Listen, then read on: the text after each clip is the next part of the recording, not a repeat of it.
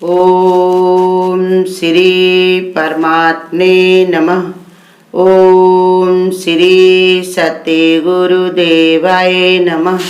देखिए बता रहे भगवान, यह 10वें अध्याय का 19वां श्लोक। 19वें श्लोक में भगवान अपनी विभूति के लिए बता रहे कि हे कुरुश्रेष्ठ, अब मैं तेरे लिए अपनी दिव्य विभूतियों को प्रधानता से कहूँगा, क्योंकि मेरे विस्तार का अंत नहीं है। भगवान जो है अर्जुन को कुरुश्रेष्ठ कह के उनको जो है संबोधन कर रहे हैं कि जो कुरु, जो ये कौरव थे और ये पांडव थे, तो इसलिए इनको कुरु के जात के भी कहे, कुरु का भी इनका जो है वंशज थे, इसलिए इनको कुरुश्रेष्ठ माने पांचों भाइयों में अर्जुन को ही श्रेष्ठ बता रहे। क्यों?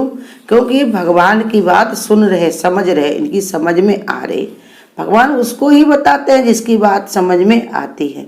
आज तुम्हारी भी बात अगर, हमारी भी बात अगर कोई समझ में हमको आ रही है तो ये भगवान की ही कृपा है। भगवान ही हमको समझाना चाहते, बताना चाहते, इसलिए हमारी समझ में आ रही। बिना भगवान की कृपा से इसको समझा नहीं जा सकता। तभी उसी के सहारे से भगवान ने समझा रहे कि मैं तेरे लिए दिव्य विभूतियों को प्रधानता से, माने प्रधानता माने मुख्य बात मैं तुम्हें बताऊंगा, जिसको तुम सिर्फ समझोगे, जानोगे, तब ये पक्का करके तुम इसको मानोगे। इसलिए और ऐसा मैं बताऊंगा कि जिसके विस्तार का कोई अंत नहीं है। उनकी विभूतियों का वर्णन संपूर्णता से इसलिए नहीं हो सकता भगवान की, क्योंकि उन विभूतियों का कोई अंत ही नहीं है। इसलिए भगवान कहते हैं कि मैं केवल अपनी मुख्य विभूतियों के विषय में ही संकेत करूंगा। भगवान कहते हैं देखो मेरी विभूतियाँ तो इतनी है कि गिनवाई और समझाई नहीं जा सकती, लेकिन हम तुमको मेन बता देंगे, मेन बात बता देंगे तो तुम्हारी समझ में सब आ जाएगा। फिर तुम हमको पहचानने लगोगे, जानने लगोगे। एक बार गुरु कायदे से समझा देता है कि देखो इशारा करके कि आखिर इधर से उधर तक कौन है, अंदर चलाने वाला कौन है। फिर तुम गिनती करोगे आंखों में कौन देखता है, कान से कौन सुनता है, ये सब तुम अपना हिसाब लगाओ। लेकिन भगवान कहते हैं कि हर एक जीव के अंदर, हर एक भूत समुदाय के अंदर मैं ही विद्यमान हूँ, सारी सृष्टि में मैं ही मुख्य हूँ। ऐसे भगवान जब समझा देते हैं, समझ में आता है, तो उनको अलग अलग से समझाने की जरूरत नहीं है कि कुत्ते में मैं, भालू में, ऐसे मेन बात भगवान बताने जा रहे हैं, समझाने जा रहे हैं। इसलिए अर्जुन से कह रहे हैं कि मैं तुमको ये संकेत दे दूंगा जिसके सहारे से ये संभव हो सकेगा कि भगवान का चिंतन और अनुभव किया जा सकता। संसार वाले कहते हैं कि मन बुद्धि के द्वारा भगवान को चिंतन नहीं किया जा सकता, उसको कोई जान नहीं सकता, उसको कोई समझ नहीं सकता। लेकिन भगवान कहते हैं हम तुमको ऐसे समझाएंगे कि तुम्हारी समझ में सब आ जाएगा। अरे भगवान मूर्ख को भी विद्वान बनाना चाहे तो क्या उनको देर लगेगी? हैं, देखो ध्रुव कितने छोटे थे, लेकिन भगवान ने उनके कपोल पर अपना संग छुआया, उनको सारी विद्याएं आ गई उनको। तो ऐसे ही भगवान जिस पर कृपा करे तो कहते गूंगा क्या बोलने ना लगे, हैं, लूला क्या दौड़ने ना लगे, हैं, लूला क्या सेवा ना करने लगे, लंगड़ा क्या दौड़ने ना लगे। परमात्मा की कृपा हो तो क्या नहीं, गधा से लोग पढ़ने लगे। तो इसलिए भगवान कहते हैं तुमको ऐसे समझाएंगे कि तुम्हारी बात समझ में आएगी। अब ये भी तुम समझोगे कि कैसे भगवान का चिंतन किया जा सकता, उसको हर समय याद कैसे किया जा सकता, और उनका अनुभव कैसे किया जाता, महसूस कैसे किया जा सकता कि भगवान हमेशा हमारे अंग संग हैं। अर्जुन को कुरुश्रेष्ठ नाम से संबोधित किया है। इसमें अर्जुन कुरु वंश के सर्वश्रेष्ठ बताने का अभिप्राय किया है। इसलिए कुरु प्रकृति द्वारा ही सारे कर्म किए जाते हैं, इसलिए कुरु शब्द का प्रयोग किया गया है। परंतु अहंकार बस उनसे अपने कर्तापन का संबंध स्थापित कर जीवात्मा उन कर्मों के फल में बन जाता है। जो व्यक्ति साधना द्वारा इस बंधन के ऊपर उठ जाए, ऐसा अभिप्राय भी कुछ विद्वानों ने कुरुश्रेष्ठ शब्द से ही किया है। बताया कि वैसे तो सारे कर्म होते हैं, वो सब कैसे होते, परमात्मा के द्वारा। अब कुछ लोग क्या करते, अपने अहंकार के कारण इसी में बंध जाते, और बंधने के कारण ही उनको जौन है, उनको वही कर्मों का उनको भोक्ता बनना पड़ता। लेकिन अर्जुन बहुत ज्ञानी है ना, भगवान की शरण में आए, भगवान से जौन है अपनी शरणागति भगवान के आगे रखी है, समझा रहे भगवान हमको तुम जैसा बताओगे वैसे हम करेंगे। इसलिए भगवान ने उनको कुरु शब्द से संबोधित किया कि देखो तुम श्रेष्ठ हो, तुम बहुत ज्ञानी ध्यानी हो, सही जगह आ गए हो, इसलिए समझा रहे भगवान। क्योंकि भगवान उनसे जौन है प्रेम करते हैं ना, आगे कहेंगे भी तुम मेरे मित्र हो, तुम मेरे सखा हो, इसलिए हम तुमको समझाना चाहते हैं। प्रेम की पूर्णता तभी होती है जब प्रेमास्पद में किंचित भी भेद नहीं रह जाता। अब अर्जुन ने अपना जब भगवान का स्वरूप समझ में आ रहा उनको, तो वो अपना रूप दिखाएंगे भगवान उनको कि कौरवों में पांडवों में मैं अर्जुन हूँ। जब भेद खत्म हो जाता है तभी सच्चा प्रेम होता है। प्रेम का मतलब ही यही होता है कि एक रस हो जाना। देखो कहते चूना और हल्दी की जो प्रेम होता है कि जब दोनों मिलते हैं तो हल्दी जो होती है अपना पीला रंग छोड़ देती है और चूना अपनी सफेदी छोड़ करके क्या बन जाते हैं दोनों मिल करके लाल। ऐसे जिससे प्रेम होता है तो वो उसी के रंग का हो जाए और जिससे प्रेम होता है वो तुम्हारे रंग का हो जाए। एक स्वभाव एक संस्कार जब हो जाता है तभी प्रेम का ही ये भगवान ने कहा संभव हो पाता।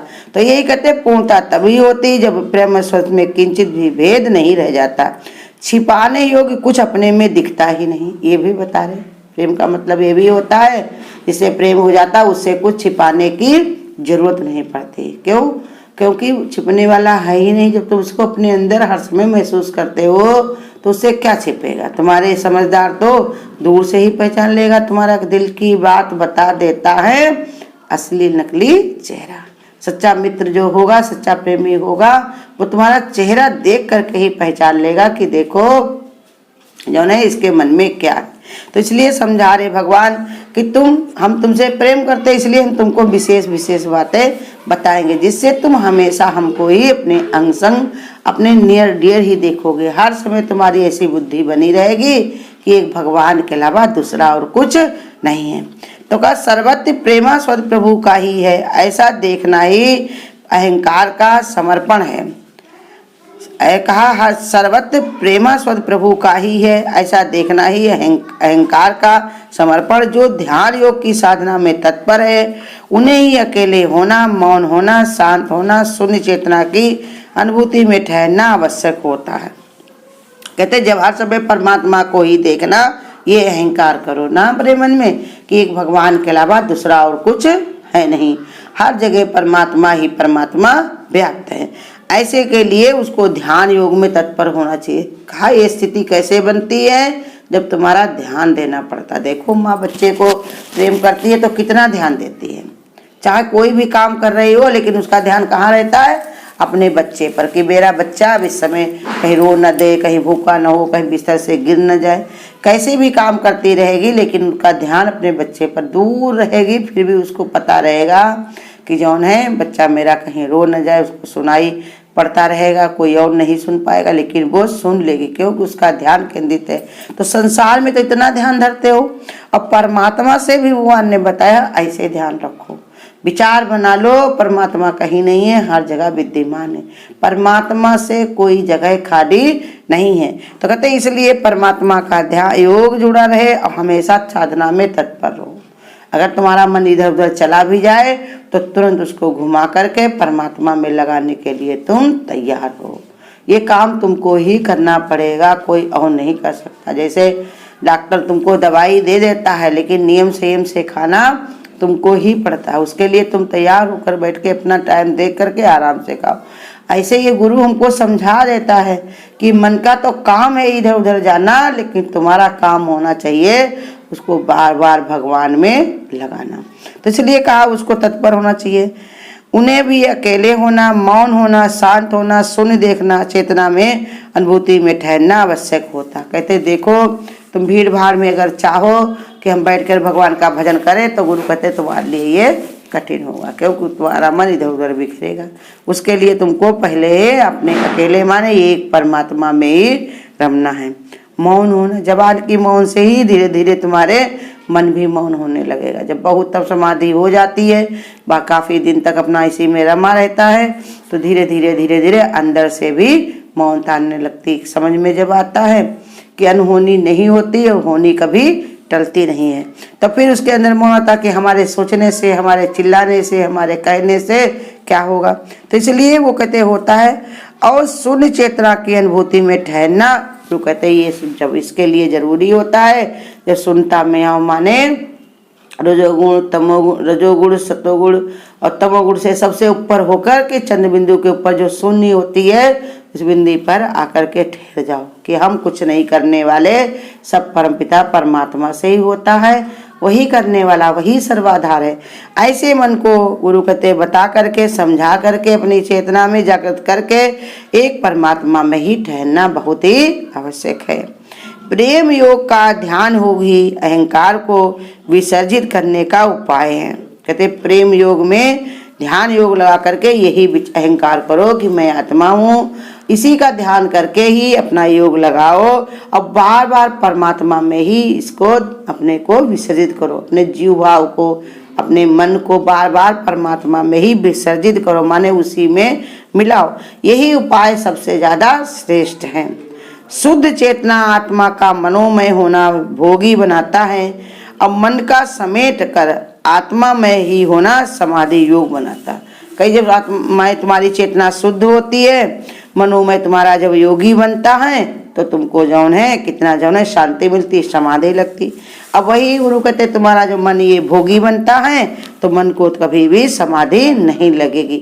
ये तुमको पहचान करनी है, अपनी जाननी है। इसलिए भगवान ये बार बार समझा रहे कि हम तुमको ऐसा इशारा देंगे, हम ऐसे तुम्हें समझाएंगे जिससे तुम हमको ही हर जगह देख पाओगे और अनुभव भी कर पाओगे। सच्चाई यही है कि किंचित मात्र भी भगवान से जगह खाली नहीं है, हर जगह परमात्मा विद्यमान है। हरि व्यापक सर्वत्र समाना और प्रेम से प्रकट होए में जाना। प्रेम जब तुम परमात्मा से करोगे मीरा की तरह तो हर जगह भगवान ही भगवान तुमको नजर आएंगे। हर एक के अंदर परमात्मा परमात्मा, हर जगह पर परमात्मा परमात्मा। वैसे भी बताया जैसे 18वें अध्याय में दिया है, मेरा शंख चक्र गदा पद्म किरीट कुंडल आदि रूप भूषणों से मेरा चिंतन मनन करते रहो। तो ये बताया जितनी भी चीजें जो भगवान ने पहनी भी हैं ये सब जड़ नहीं है, चेतन है। ये सब संत महात्मा हैं जो ऐसे रूप धारण करके भगवान के शरीर में सब आभूषण बन करके भगवान का श्रृंगार करते। और सृष्टि में एक परमात्मा के अलावा दूसरा कुछ है ही नहीं। ऐसा भाव विचार बनाओ। आज हम लोगों को भी रोज गुरु बता रहे कि तुम्हारे साथी जो तो घर में परिवार में जितने लोग रह रहे जो हैं वो सब परमात्मा का ही स्वरूप है। ऐसा अभ्यास करोगे हर समय तो इसके लिए भगवान ये समझाएंगे कि तुमको हम अनुभव कराने की बात बताते हैं, जिससे तुम पक्का विचार बना लो कि परमात्मा के अलावा दूसरा और कुछ है ही नहीं।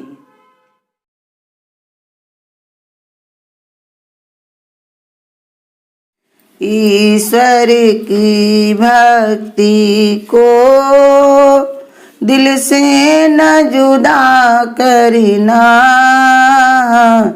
जो वचन दिया प्रभु को वादे को अदा करना। ईश्वर की भक्ति को दिल से न जुदा करना, जो वचन दिया प्रभु को वादे को अदा करना। जब गर्भ बीच अंदर उल्टा लटका था, तब जान तेरे को भी जाने का खटका था। जिसने तुम्हें जन्म दिया दिल उस पे फिदा करना, जो वचन दिया प्रभु को वादे को अदा करना। ईश्वर की भक्ति को दिल से न जुदा करना। ये तृष्णा का कासा तेरा हरदम खाली है, तू झूठी आशा के द्वारे का सवाली है। जो सबका दाता है दिल उस पे फिदा करना, जो वचन दिया प्रभु को वादे को अदा करना। ईश्वर की भक्ति को दिल से न जुदा करना। क्यों भूल गया प्रभु को, सब झूठा धंधा है। ईश्वर के बिना प्यारे हर बंदा गंदा है। निष्काम करो थोड़ा, ना पाप कभी करना। जो वचन दिया प्रभु को, वादे को अदा करना। ईश्वर की भक्ति को दिल से न जुदा करना। जो वचन दिया प्रभु को, वादे को अदा करे। अगर आपको आज की वीडियो अच्छी लगी हो तो वीडियो को लाइक और शेयर करना ना भूलें। आगे की वीडियोस देखने के लिए चैनल को सब्सक्राइब करें और नोटिफिकेशन